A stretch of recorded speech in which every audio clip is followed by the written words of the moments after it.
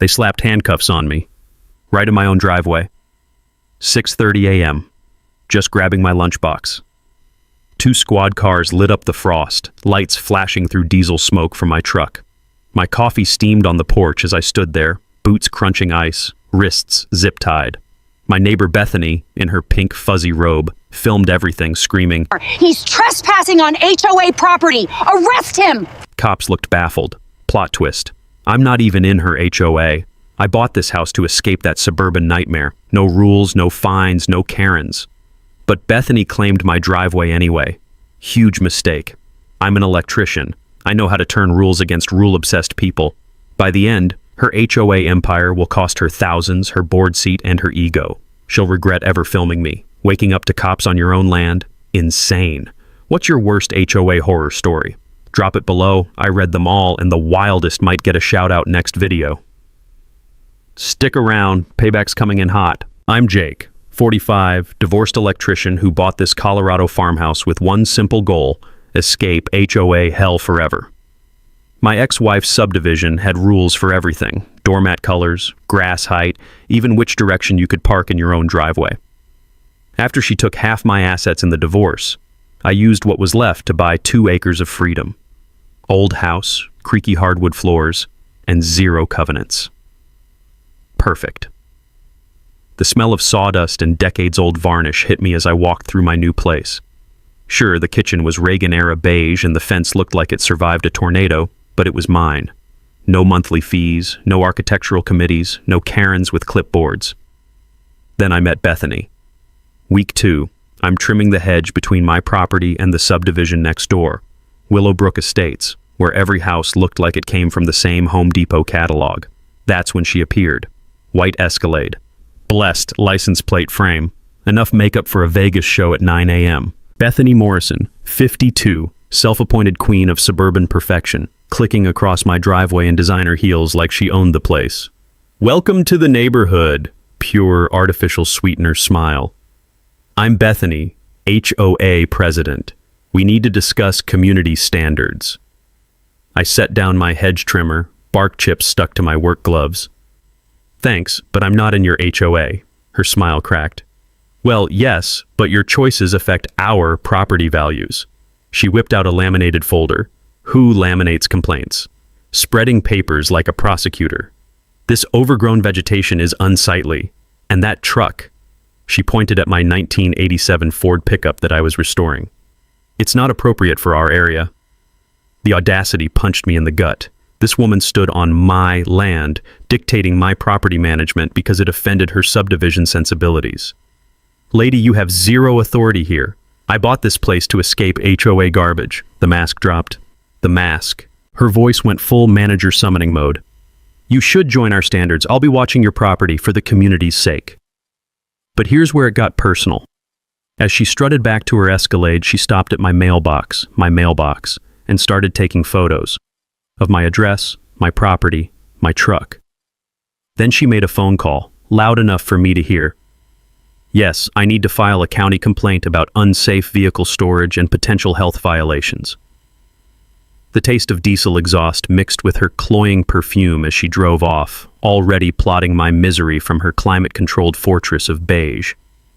That night, I found tire tracks across my newly planted flower bed. Deep gouges where someone had deliberately driven through my marigolds, crushing 3 weeks of work into muddy pulp. The crunch of broken stems under my boots told the whole story. But the real kicker came 2 days later. A certified letter from Willowbrook Estates Community Standards Board, demanding I remedy multiple violations within 72 hours or face escalating enforcement actions. The letter listed everything from my non-conforming vehicle to my failure to maintain shared vegetation boundaries. The problem? Every single violation was on my property. Property she had no legal claim to. Property I'd specifically bought to escape people exactly like her. I called the number on the letterhead, got a disconnected line, checked the address, a UPS store mailbox. This woman had created fake authority to intimidate me into compliance. Wrong guy, Bethany. Dead wrong. See? 23 years as an electrician teaches you a few things about systems, electrical, legal, and people who think rules don't apply to them. And I was about to give Miss Community Standards a crash course in what happens when you mess with someone who knows how to flip all the switches. The smell of fresh coffee and mountain air filled my kitchen as I fired up my laptop. Time to do some research on Mrs. Bethany Morrison and her precious little kingdom. 3 days after the fake violation letter, Bethany launched her first real attack, the Great Driveway Dispute of 2024. I was loading equipment into my truck when she marched over with a measuring tape, clipboard, and the confidence of someone who'd never been told no in her entire privileged life. Behind her shuffled some poor guy in a wrinkled suit who looked like he'd rather be getting a root canal. "I've had the boundaries professionally assessed," she announced, unrolling what looked like a crayon drawing masquerading as a survey map. "Your gravel driveway extends 3 feet onto HOA buffer zone property." Me. The crunch of gravel under her designer boots echoed like gunshots as she planted little orange flags along her imaginary property line. Her consultant kept checking his phone like an Uber driver waiting for a better fare. "Lady, you can't just decide where property lines are," I said, watching this amateur hour surveying operation. She clutched her clipboard like a shield. "I have county records proving your encroachment." She waved selectively highlighted papers that looked suspiciously like printouts from a real estate website. That night, her white Escalade appeared parked strategically across my driveway entrance. Not completely blocking it, just forcing me to squeeze past at an awkward angle every time I came home. The message was crystal clear: bow to Queen Bethany or suffer death by 1,000 petty inconveniences. She picked the wrong electrician to play chicken with. 23 years of dealing with building inspectors had taught me one golden rule: documentation beats bluster every single time. My divorce lawyer had hammered the same lesson into my skull during 18 months of legal warfare. So the next morning, I drove to the county clerk's office and dropped $200 for the complete property survey from 1987. The smell of old paper and industrial coffee filled the records room as I spread out the official documents. And there it was, beautiful, legally binding truth that would ruin Bethany's entire day. My property line didn't just extend to where my driveway ended, it extended 5 feet past it, well into what Princess Property Line thought was her sacred buffer zone. But the real jackpot was waiting in my basement. Boxes of paperwork from the previous owner included a thick folder labeled HOA Legal Battle 1987 to 1989. Apparently, Bethany's predecessor had tried this exact same boundary intimidation game 37 years ago. They lost spectacularly, $15,000 in legal fees and a permanent court order establishing the property lines. I felt like an archaeologist who'd just discovered buried treasure, except this treasure came with GPS coordinates and notarized signatures. Armed with documentation that could make a Supreme Court justice weep with joy, I called in the professionals. Real surveyor, county planning office, and my insurance company's legal hotline. Within a week, I had official survey stakes marking my actual property line, 8 comfortable feet past my current driveway. Carlos, my mailman, practically threw a party when he saw the survey crew. "Dude, you're my hero," he said, watching them drive stakes with GPS precision. "That psycho tried to fine me $50 for parking on the wrong side of her street. I told her, lady, I work for the federal government. Your HOA can kiss my USPS uniform." Dutch at the hardware store loaded extra materials into my truck and grinned like Christmas morning. "Bethany Morrison? She's filed 47 complaints with the county this year alone. We've got a betting pool on how long until someone fights back hard enough to stick." The pattern was everywhere once you knew to look. Bethany had been terrorizing half the county with manufactured authority and weaponized complaints. But nobody had ever pushed back with enough legal firepower to make her retreat. That changed when she decided to escalate into actual criminal behavior. I came home from rewiring a restaurant to find my security camera knocked sideways and fresh tire tracks carving deep ruts across my front lawn. Not accidental damage, deliberate vandalism, bypassing my driveway entirely to tear donuts through my grass like some teenage joyride gone wrong. But here's what happens when you mess with someone who installs security systems for a living. Every angle gets covered. My backup cameras caught everything in glorious 1080p, including the blessed license plate clearly visible as the white Escalade demolished my landscaping at 2:17 a.m. The next morning brought Officer Rodriguez and his partner to my door, responding to reports of stalking and verbal threats against a neighbor. "Sir, we received complaints that you've been photographing her property and making threatening statements. I pulled out my phone and showed him the tire track footage. His expression shifted from professional courtesy to the look cops get when they realize someone's been wasting their time with bullshit. "Ma'am," he called toward Bethany's house, where curtains were twitching like nervous eyelids. "Filing false reports is a misdemeanor. Want to explain why your vehicle is on this man's security footage destroying his property?" The taste of victory mixed with crisp mountain air as her front door slammed shut. Round 1, Jake. Bethany's response to losing round 1 was like watching a toddler discover dynamite, sudden, destructive, and guaranteed to blow up in her face. Monday morning brought the paper blitzkrieg, 6 county violation notices crammed in my mailbox like confetti from hell, all filed within a 2-hour window by our favorite anonymous concerned citizen. Unlicensed electrical work. I laughed so hard I nearly choked on my coffee. 23 years licensed, certifications to wallpaper a bathroom, license number painted on my truck in 3-inch letters, amateur hour, junk vehicle storage creating neighborhood blight. My 1987 Ford pickup, a classic I was restoring with original parts and documented progress. Apparently, Project Cars made me the automotive equivalent of a meth lab. Unsafe structure posing imminent public danger. She'd convinced someone that my chicken coop, built to code with permits and inspections, threatened civilization itself. The chickens weren't even living there yet.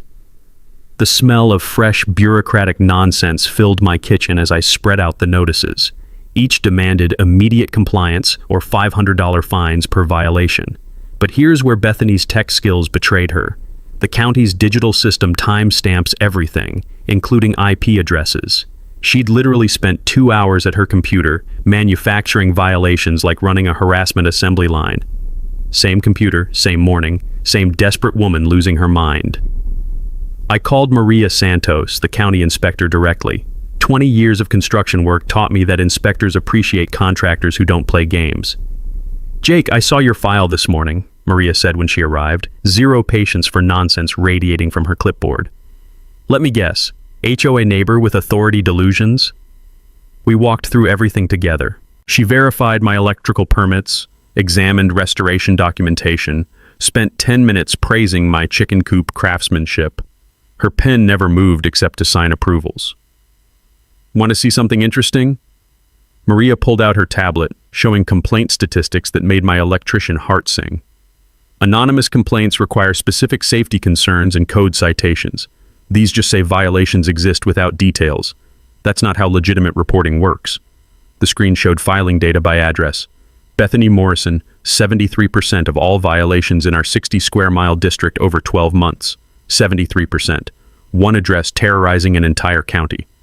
False reporting carries $500 per incident, Maria explained. Abusive complaint systems? That's a separate violation. Mrs. Morrison gets a very special letter this afternoon. But the real magic happened when neighbors started emerging like survivors of some suburban apocalypse. Word had spread that someone was finally fighting the Bethany Morrison reign of terror. Buck, the rancher to my north, appeared with beer and 40 years of grievances. That psycho tried fining me for my barn being aesthetically incompatible. "Lady, this barn predates your subdivision by 3 decades. Mrs. Juliet brought homemade cookies in fury. She called animal control on my rescue horses, claiming neglect because they weren't groomed to show standards. Officer laughed her off the property. Tom, the FedEx driver, stopped mid-route. She blocked my truck for 20 minutes because I parked wrong. Delivery vehicles lower property values if visible from her kitchen window. Pattern recognition kicked in. Bethany systematically targeted blue-collar workers, minorities, elderly folks, anyone who couldn't lawyer up against her manufactured authority. That evening, while grilling burgers for my impromptu support group, my phone buzzed. Unknown number, chilling message. "Your inspector stunt won't work. I have connections beyond your imagination. Drop this or face real consequences." I screenshot everything, forwarded to Officer Rodriguez. His response, under 5 minutes. "Electronic harassment equals felony. Save everything. Document everything." But the next morning brought a twist I never saw coming. I was drinking coffee, watching Maria's county truck parked outside Bethany's house, enjoying the distant sound of increasingly frantic explanations carrying across morning air. Papers were being served. Justice was happening. Then my phone rang. "Mr. Jake, this is Bethany Morrison." Sweet as artificial honey, panic barely contained. I believe there's been a terrible misunderstanding about those violation notices. Perhaps we could discuss this like reasonable neighbors. I nearly dropped my mug. The woman who'd spent months terrorizing me was suddenly asking for negotiations? What kind of discussion, Bethany? Well, I was thinking, maybe we got off on the wrong foot. I have a proposal that might benefit us both. Could you come over? I have coffee and information you might find interesting. The taste of victory mixed with curiosity as her voice cracked slightly on information. What kind of desperate move was Queen Suburbia planning now? But here's what 23 years of electrical work teaches you. When someone suddenly offers you exactly what they've been denying, check the wiring. Something's about to short circuit. I'll be right over, Bethany. Round 2, Jake. But something told me round 3 was about to get very interesting. Walking into Bethany's house was like entering a museum dedicated to the worship of beige. Everything perfectly coordinated, aggressively neutral, and completely soulless.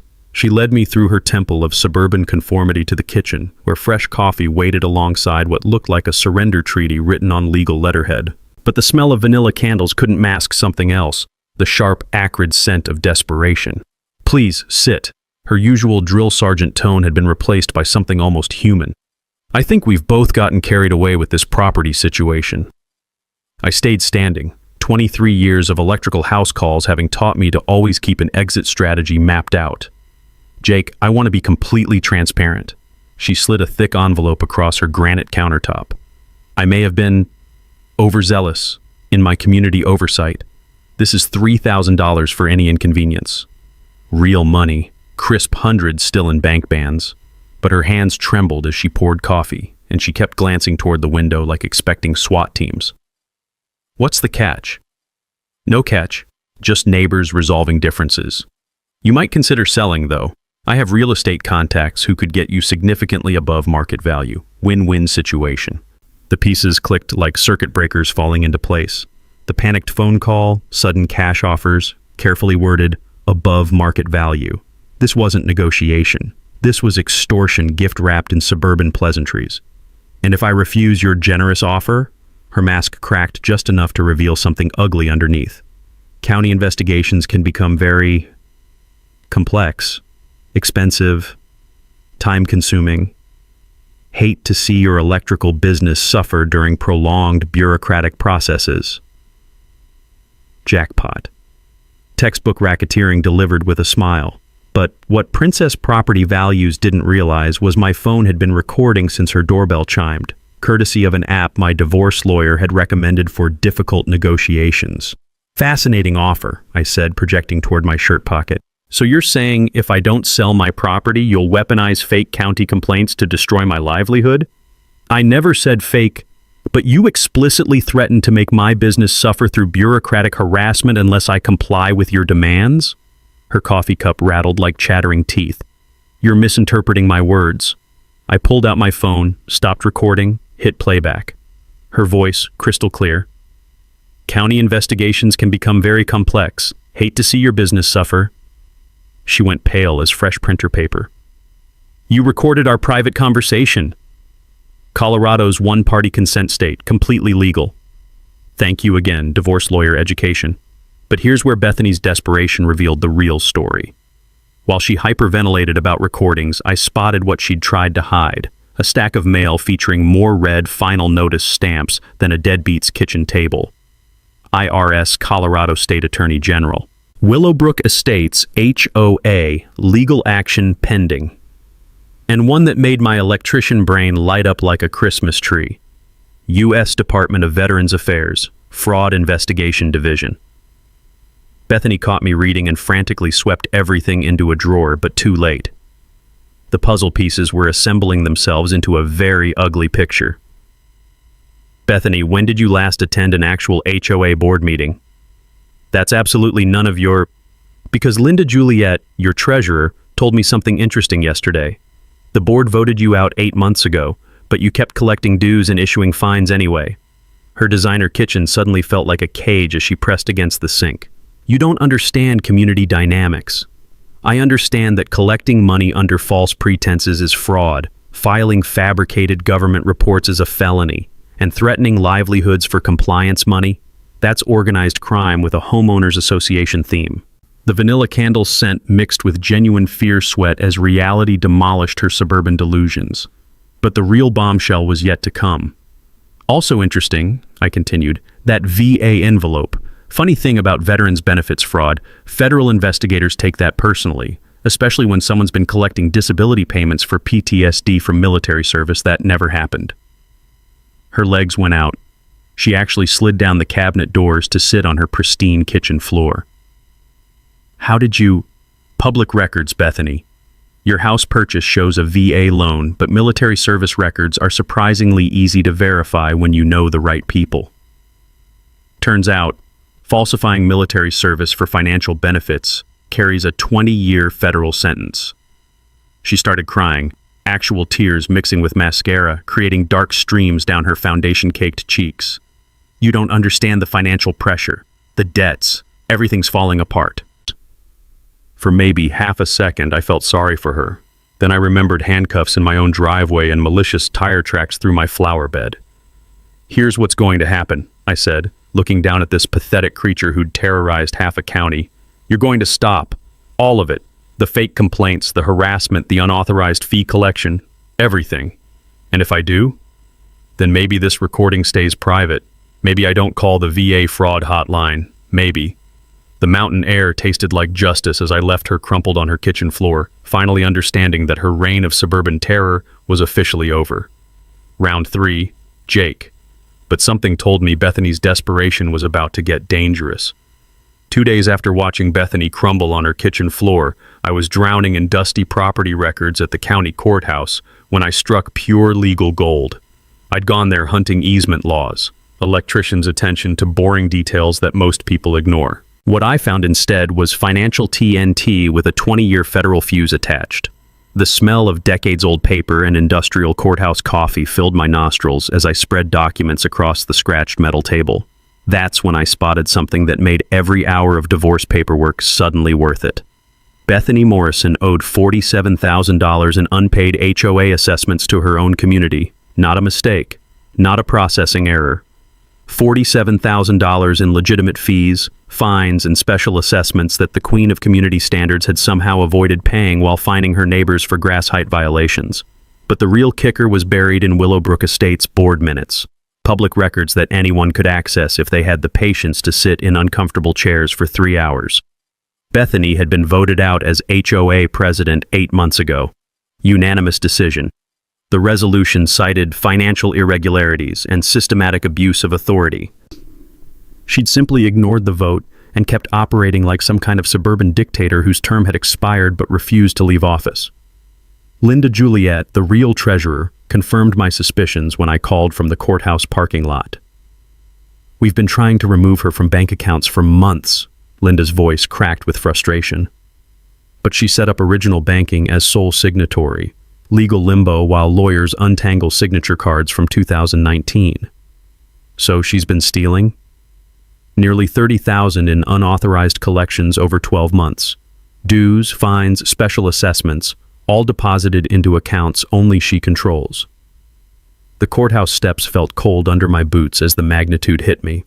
Bethany wasn't just a control freak neighbor from hell, she was running a criminal enterprise disguised as community management, using fake authority to extort money from people who trusted the system to protect them.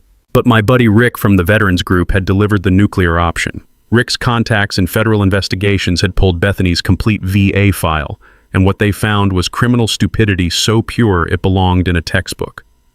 Bethany Morrison, 0 military service, not 1 day in uniform.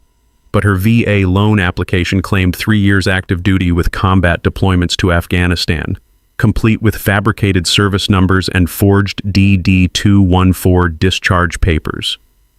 The house she'd used as headquarters for her suburban terrorism campaign, built entirely on federal fraud worth 2 decades in prison. Here's the beautiful, poetic justice of it all. This woman had spent months trying to destroy my life over imaginary property violations while living in a house she'd stolen from actual veterans through documented federal crimes. Every threatening phone call, every fake complaint, every attempt to bully me into submission had come from someone who'd built her entire lifestyle on lies that carried mandatory minimum sentences. I sat on those courthouse steps, autumn wind carrying the scent of dying leaves and approaching winter, holding enough evidence to obliterate Bethany's life with a single phone call to federal investigators. But destruction without education teaches nothing. Revenge without public accountability just creates smarter criminals. What Bethany Morrison needed wasn't just imprisonment. She needed a masterclass in consequences delivered in front of everyone she'd terrorized. Something so public, so humiliating, so perfectly calibrated that every future suburban tyrant would think twice before weaponizing fake authority against their neighbors. The taste of crisp mountain air mixed with anticipation as I loaded my briefcase with documents that would change everything. Time to plan the downfall of a queen. And I knew exactly how to make it spectacular. The plan hit me like lightning while I was installing a new electrical panel for Mrs. Patterson, listening to her vent about Bethany's latest power trip. That psycho called animal control on my chickens for making noise at 6 a.m., Mrs. Patterson fumed, holding my flashlight steady. Apparently roosters crowing violates her imaginary noise ordinance. The smell of hot electrical connections and fresh coffee filled her kitchen as the solution crystallized in my mind. If Princess Property Line wanted to play boundary games, I'd give her a master class in exactly where those boundaries were, with visual aids she'd never forget. The next morning found me at Dutch's hardware store, loading enough PVC pipe and sprinkler components to irrigate half of Colorado. Dutch's grin could have powered Vegas when I explained my pest control project. Motion-activated irrigation system for trespassers? He chuckled, scanning barcode after barcode. That's pure genius, brother. How's it work? PIR motion sensors at the exact legal boundary, wired to industrial sprinkler valves connected to my well pressure. Anyone crosses my survey line, they get a free shower courtesy of physics and property law. The technical setup was electrician simple but devastatingly effective. $200 in materials, 4 hours of installation, decades of satisfaction watching entitled people learn about property rights the refreshing way. Best part? Completely legal in Colorado. Motion-activated sprinklers count as property protection, not assault, when triggered by actual trespassing. But hardware was just foreplay. The real seduction required building a coalition that would make political operatives jealous. Linda Juliet from the legitimate HOA board became my first recruit, bringing 8 months of documentation proving Bethany's financial crimes. We met in my garage, the smell of motor oil and justice mixing in the mountain air. She's terrorized this entire area with fake authority, Linda said, spreading bank statements across my workbench. $30,000 stolen minimum, but everyone's too scared of retaliation to fight back. Not anymore, they're not. Buck, the old rancher, provided surveillance equipment that could spot a gnat scratching its ass from 3 counties away. 40 years of land disputes had taught him that documentation beats everything, and his collection of telephoto lenses looked like something from a spy movie. Been watching that woman's harassment campaign for months, he drawled, calibrating a camera that cost more than my truck. Time someone taught her about consequences. Carlos, my federal mailman, brought the kind of jurisdiction that makes criminals nervous. Mail theft, delivery interference, harassment of postal employees. She's violated enough federal statutes to keep prosecutors busy until retirement. Even Maria, the county inspector, offered unofficial coordination by scheduling a routine neighborhood compliance review for the exact weekend of my educational demonstration. Funny how thorough inspections tend to uncover interesting violations when timing's right, she mentioned with professional neutrality that fooled absolutely nobody. The documentation system I assembled would make CSY technicians weep with envy. Marcus, my videographer friend who owed me for rewiring his studio, agreed to film everything with equipment that could capture pores from orbit. Multiple wireless cameras with cellular backup, real-time cloud streaming, directional microphones that hear whispers across football fields, Marcus explained, testing angles. You're not playing around with this, are you? Dead serious.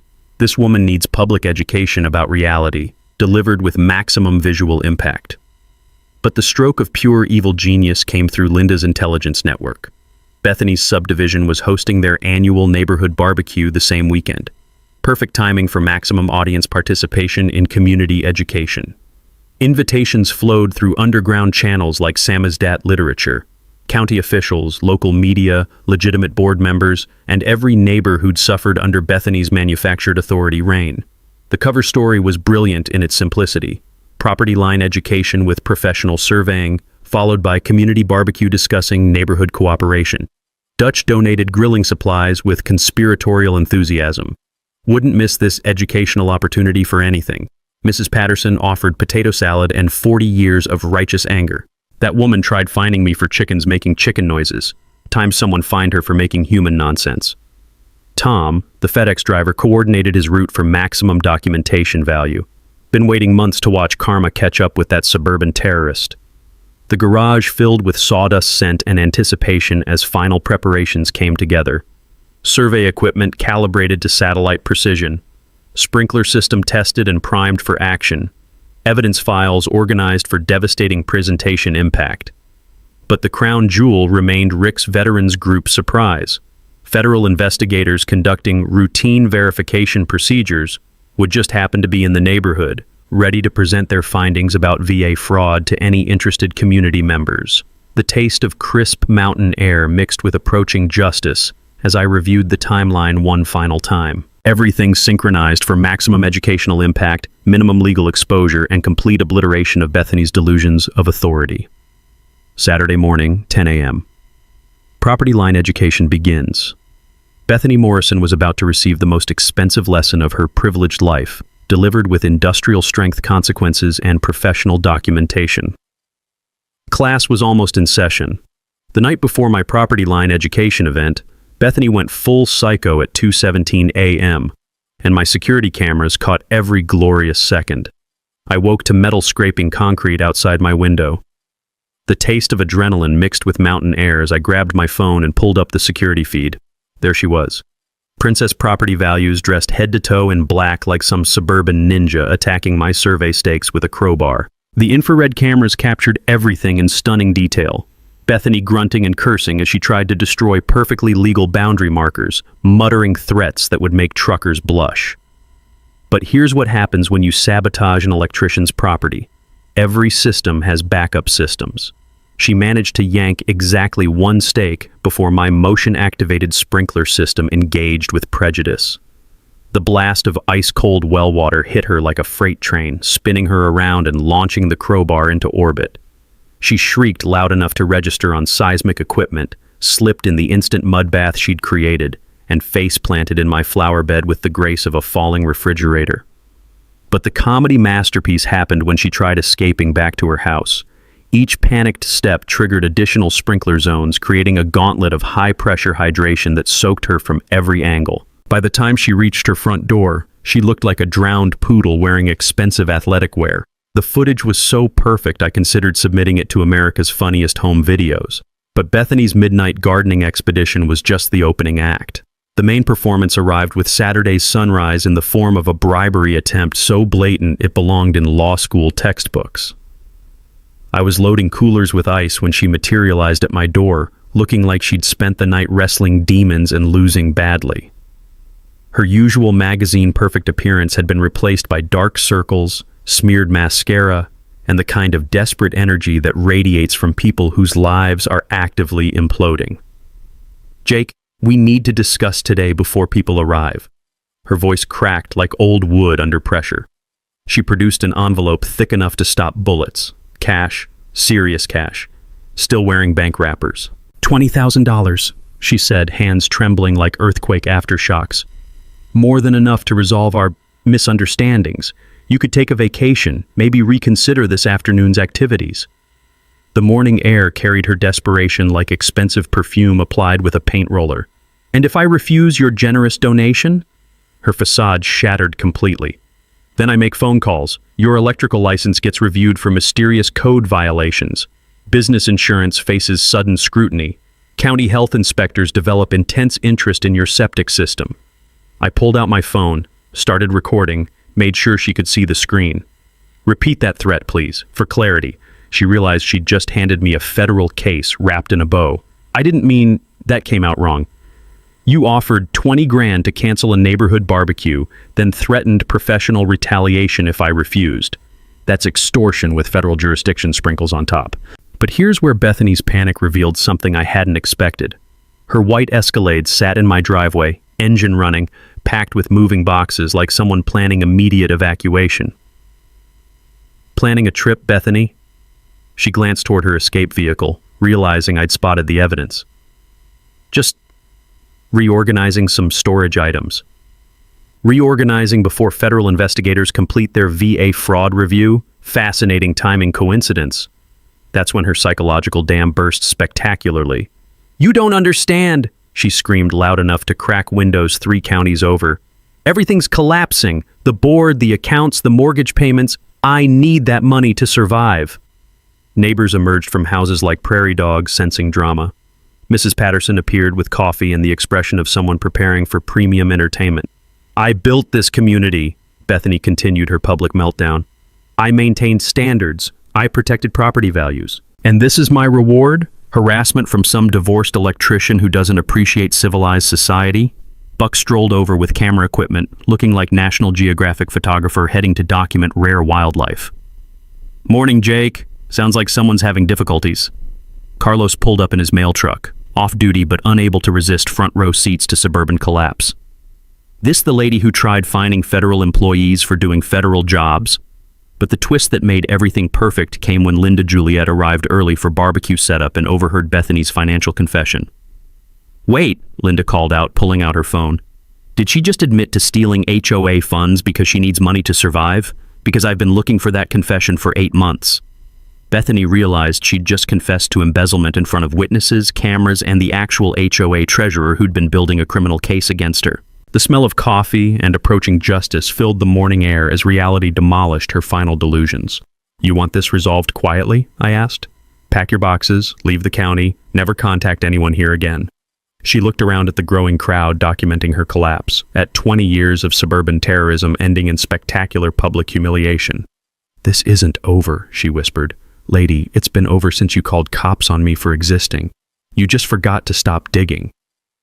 After her public meltdown and bribery confession, Bethany disappeared for exactly 43 minutes. When she returned, she'd transformed from desperate suburban housewife into something far more dangerous. A cornered animal with nothing left to lose. The first sign of her final gambit came when a black sedan with tinted windows pulled into her driveway.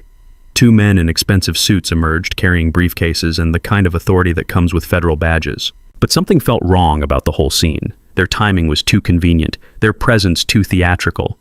I was arranging tables for the barbecue when my phone buzzed with a text from an unknown number. "Federal investigation delayed due to new evidence. Stand down immediately or face obstruction charges." The message had official-sounding language but felt like amateur hour theater. Real federal agents don't communicate through anonymous texts, and they certainly don't tell witnesses to stand down from neighborhood barbecues. Buck wandered over, telephoto lens trained on the mystery visitors. "Those boys aren't federal anything," he drawled. "Real investigators don't show up in rental cars with Enterprise stickers still on the bumpers." Marcus, setting up camera equipment, zoomed in on the license plates. "Bethany's getting desperate if she's hiring actors to play federal agents. That's impersonating federal officers. Major felony territory." Yes, but the fake feds were just the opening move. Bethany's real strategy became clear when neighbors started receiving phone calls claiming the barbecue had been canceled due to federal investigation. The voice on the calls, suspiciously similar to Bethany's, disguised with what sounded like a fake Southern accent. Mrs. Patterson called me, confused and angry. Some woman claiming to be from the county called saying today's gathering was canceled due to ongoing criminal proceedings. Sounded like that Morrison psycho trying to talk like Scarlett O'Hara. The smell of charcoal and mounting frustration filled the air as I realized Bethany was attempting to sabotage the event by confusing and intimidating the very people she'd spent months terrorizing. But she'd underestimated the depth of community anger she'd generated. Instead of staying home, neighbors started arriving early, bringing extra food and stories about the suspicious phone calls. Dutch showed up with his entire family and enough hamburger meat to feed a small army. That woman called my wife, tried to cancel our attendance with some garbage about federal warrants. We've been waiting months to watch karma catch up with suburban Hitler.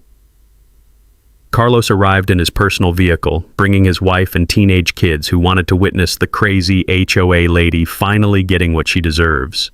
Even Tom from FedEx showed up on his day off, carrying a cooler and grinning like Christmas morning. But Bethany wasn't finished with her amateur dramatics. Around noon, just as the crowd was hitting peak attendance, she emerged from her house wearing what appeared to be a business suit and carrying official-looking documents. The fake federal agents flanked her as she marched toward my property line with the confidence of someone who'd completely lost touch with reality. "Ladies and gentlemen," she announced in a voice loud enough to reach the back rows, "I regret to inform you that this gathering is in violation of multiple federal statutes. As the duly appointed community standards representative, I'm ordering immediate dispersal to avoid criminal liability." The silence that followed was so complete you could hear pine needles falling. Then Buck started laughing.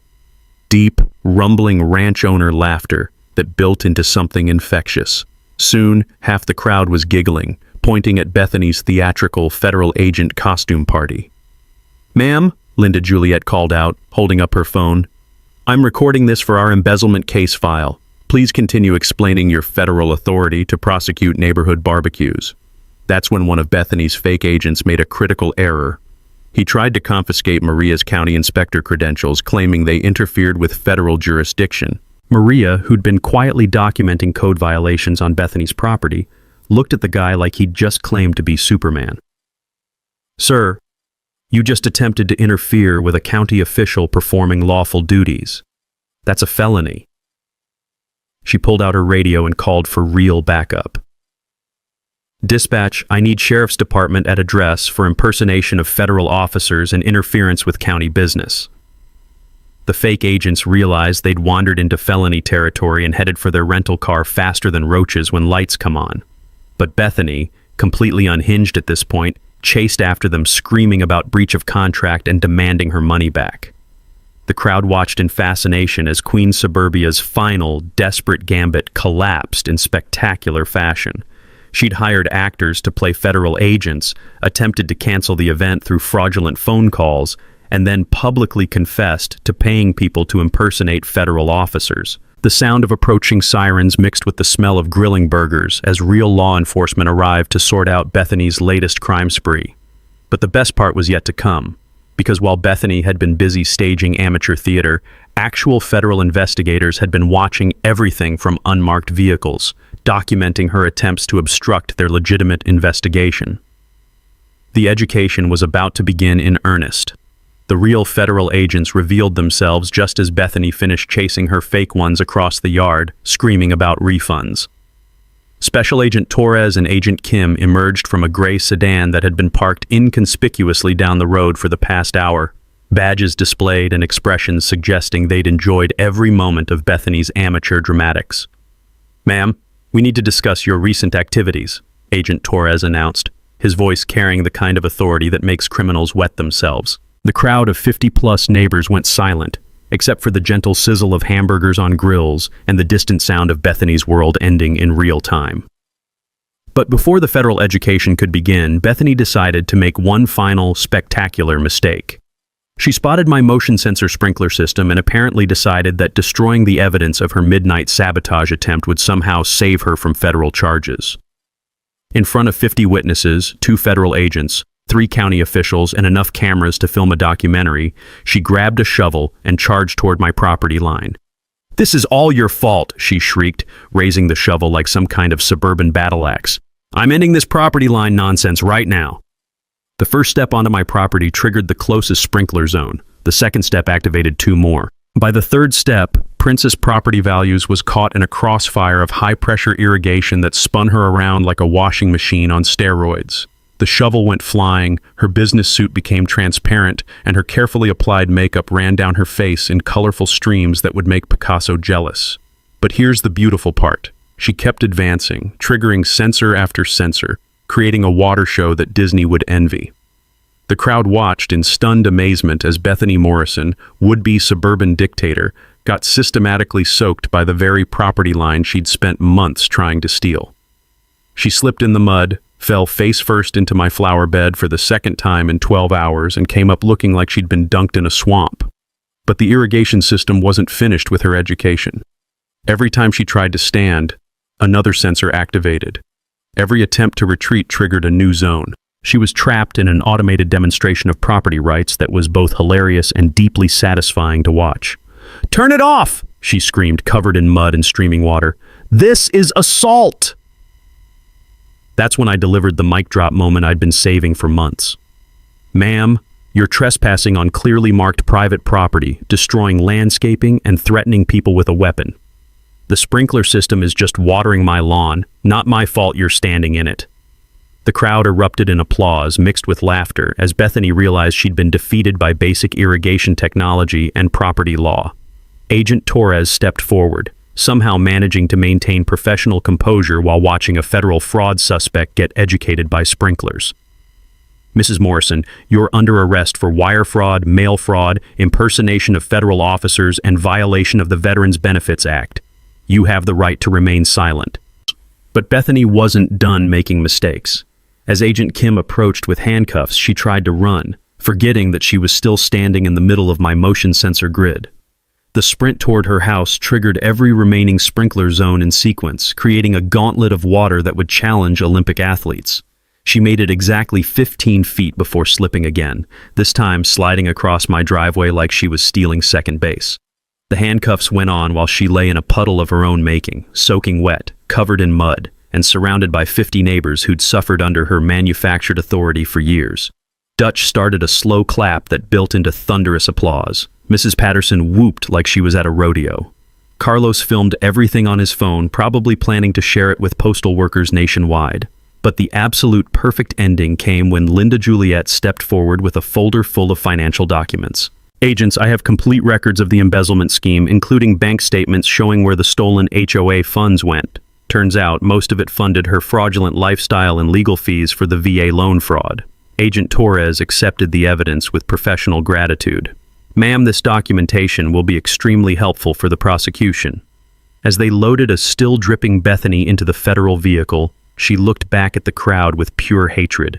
"This isn't justice," she screamed through the car window. "I was protecting property values. I was maintaining standards," Buck called back from the crowd. "Standards like fraud, embezzlement, and impersonating federal officers? Those standards?" The taste of victory mixed with mountain air and the smell of perfectly grilled hamburgers as the federal car disappeared down the road, taking suburban tyranny with it. Maria, the county inspector, raised her beer in a toast. "To property rights, actual justice, and motion-activated sprinkler systems." The cheer that went up could probably be heard in Denver. 6 months later, Bethany Morrison was enjoying federal accommodations in a minimum security facility, contemplating 18 months of community service at actual veterans facilities. The judge's idea of poetic justice for someone who'd stolen benefits meant for real heroes. The morning newspaper lay on my kitchen table, folded open to a small article. "Local woman sentenced in federal fraud case. 18 months prison, full restitution of $73,000 to defrauded neighbors, permanent prohibition from serving on any HOA board, and a lifetime ban from VA benefits." Her house had sold at auction to cover legal fees and victim compensation. Justice, served at exactly the right temperature. But the real victory wasn't Bethany's downfall. It was what rose from the ashes of her suburban terrorism campaign. The neighborhood barbecue had become a monthly tradition, rotating between properties as people who'd lived in fear for years finally discovered they actually liked each other. Dutch brought his famous ribs, Mrs. Patterson contributed chicken stories that got funnier with each telling, and Carlos shared postal service wisdom that kept everyone entertained. Buck had started an informal neighborhood watch program, using his surveillance expertise to help folks secure their properties against actual threats, not imaginary property line violations. The man could spot trouble from 3 counties away and had become the unofficial sheriff of common sense enforcement. Linda Juliet and the reformed HOA board had implemented new policies preventing future Bethany situations. No single-person control of finances, public meetings with actual transparency, and a formal complaint process that required evidence rather than paranoid delusions. Property values had actually increased once people realized they could live without constant harassment. My electrical business had exploded after the story went viral on social media. Turns out, half of rural Colorado had HOA horror stories and wanted to hire the guy who'd defeated suburban tyranny with sprinkler systems. The motion-activated irrigation setup had become my signature service. Boundary protection systems was now 30% of my revenue. But the best part was Maria, the county inspector who'd started joining me for coffee most mornings. Turns out, someone who appreciates proper electrical work and has zero tolerance for bureaucratic nonsense makes excellent company. We'd been talking about building an addition to my house. properly permitted, professionally inspected, and absolutely not requiring anyone's approval except the county's. The community healing had spread beyond property lines. Mrs. Juliet's rescue horses now had visitors every weekend, kids from town learning about animal care while their parents swapped stories about overcoming neighborhood bullies. Buck had donated part of his ranch for a community garden where people could grow actual food instead of cultivating grievances. Even Tom, the FedEx driver, had become part of the extended family, stopping by for coffee whenever his route allowed. "You know what's funny?" he'd said last week. "My delivery times are 20% faster now that I don't have to deal with crazy women blocking trucks and demanding to inspect packages." The ripple effects had reached state government. Bethany's law, officially called the Community Association Accountability Act, now required HOA boards to carry insurance, maintain transparent finances, and face criminal penalties for abuse of authority. 3 other counties had used my documentation methods to remove problem board members, and the Colorado Attorney General's office had started an HOA fraud hotline. My property had become an unofficial training center for people dealing with neighborhood harassment. The sprinkler system was now part of guided tours showing how technology could enforce legal boundaries without violence or confrontation. I'd helped 12 families install similar systems, and property line disputes in our area had dropped to 0. Last month, I'd established the Good Neighbor Scholarship Fund using money recovered from Bethany's restitution payments. Local trade school students could apply for grants covering electrical, plumbing, or construction training, real skills that build communities instead of tearing them down. The scholarship's first recipient was Carlos's oldest son, Miguel, who wanted to become an electrician. "Because Mr. Jake showed me how knowing the rules can protect people from bullies," he'd written in his application essay. This morning, sipping coffee on my porch, watching the sunrise paint mountains in colors that never get old, I realized something profound. Sometimes the best way to deal with petty tyrants isn't to become one yourself. It's to build something better and invite everyone else to join you. The taste of mountain air carried the scent of fresh possibilities and the sound of neighbors actually talking to each other instead of filing complaints. You know, just how our deal with the sprinkler system and the 18-month sentence really come down to one thing. Bethany thought she could just make up authority when none exists, and for a while, it worked. The thing about people like her is they count on you not knowing the rules better than they do. They count on you getting emotional, making mistakes when you're angry. Jess could easily lose his cool when she called the cops on him that first morning. Most people would have, but he did not. He just quietly started documenting everything, got the real survey done, learned what the actual law were, not what she claimed they were. I've been covering the HOA story for a while, and there's always that moment then the person being harassed realizes they don't have to take it anymore. Sometimes it's fighting an old covenant that will never properly failed. Sometimes you find out the board had been ignoring its own rules for years. For Jack, it was the sprinkler system. Simple motion sensor and some PVC pipe. Nothing fancy, but it made the property line real in a way that couldn't be argued with or ignored. Have you ever dealt with someone on your HOA board who thought the rules applied differently to them? I'd be curious to hear about it in the comments. These situations, they are more common than you might think. If you found Jack's story useful, hit that like button and subscribe if you want to see more of these. There are plenty of other HOA battles out there, and some of them get even more interesting than motion activated sprinklers.